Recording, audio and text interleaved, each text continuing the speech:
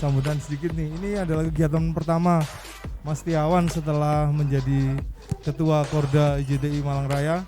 Dan persilakan Mas Tiawan sambutannya.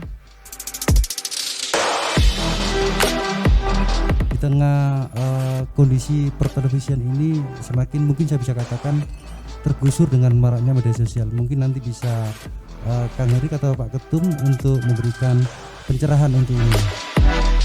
Terkait dengan keorganisasian. Di sini kan teman-teman ada sekitar 32 anggotaan ya. 32. Yes, betul, dan saya pikir juga dulu sempat sampai 40 ya. 60. Dulu sempat 60. Artinya memang apa yang harus dilakukan pertama adalah kemudian juga terus mengembangkan jumlah keanggotaan. Secara kuantitatif memang kita kalah dari organisasi lain, tapi kuantitas itu memang bukan kemudian segalanya. Buktinya kita juga sekarang di level nasional dengan jumlah yang 1/10 paling ya, nggak 1/10 sih, 1/20% dari jumlah anggota organisasi tetangga yang paling tua itu kita tetap eksis karena suara kita juga sama aja. Kita adalah sama-sama berada di stakeholdernya di Dewan Pers bersama 10 lembaga lainnya lagi, dan kita punya suara yang sama, punya kepentingan sama untuk kemudian memberikan masukan berbagai hal terkait dengan kemajuan kemerdekaan pers di Indonesia. Terkait dengan digital ini, kalau buat saya adalah yang paling penting adalah bagaimana kita menguasai kontennya. Ya kan, platform bisa apa aja, ya kan, bisa apa aja gitu loh. Kalau konten itu bisa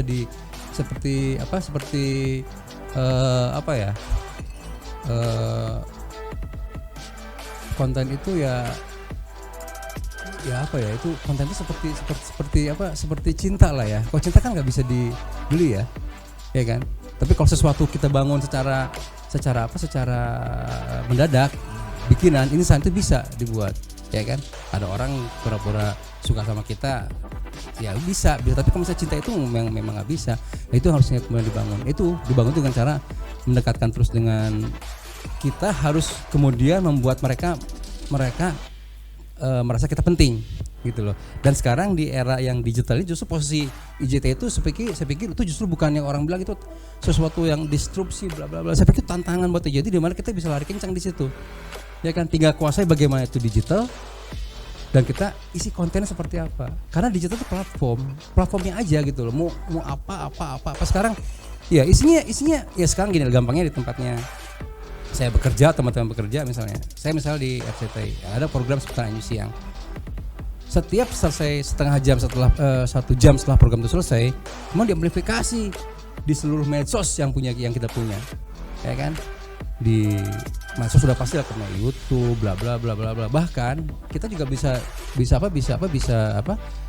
mirror dengan online-nya juga, ya kan, dengan iNews ID, dengan Okejon dan sebagainya. Itu kan platform-platform digital semua gitu.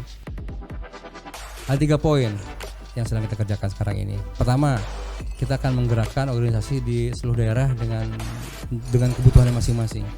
Ya kan, kebutuhan masing-masing daerah itu antara lain soal advokasi, soal kompetensi, untuk antara lain kan. Soal kesejahteraan itu moga-moga mengikutin kalau misalnya kompetensi dan masalah kompetensi ini bisa teratasi, moga-moga teratasi. Itu yang pertama. Berikut di level nasional, kita akan mengawal regulasi-regulasi di level nasional yang supaya teman-teman kerja jurnalisnya tetap bisa terjaga dengan baik. Misalnya kemarin undang-undang cipta kerja kita kawal lah sampai kemudian kita tahu hasil seperti apa. Undang-undang revisi undang-undang penyiaran yang sampai sekarang sudah 15 tahun lebih nggak juga selesaikan. Udah gitu kemarin P3 SPS yang gagal kemudian diketok, itu juga antara lain juga kerja-kerja kita di nasional, karena kita melihat ada yang ketidakfairan dalam regulasi tersebut sehingga terpaksa harus ditunda karena harus ada titik temu dulu sebelum kemudian ditelurkan. Itu yang kita jagain. Dan lebih dari itu, kita juga akan mencoba untuk meningkatkan pergaulan ke level yang lebih tinggi lagi. Bukan sifat sporadis, tapi akan berkelanjutan. Kita akan mencoba untuk lebih banyak kegiatan melibatkan kawan-kawan di level regional Asia Tenggara, paling enggak Asia dan Pasifik lah. Asia Tenggara, Asia dan Pasifik.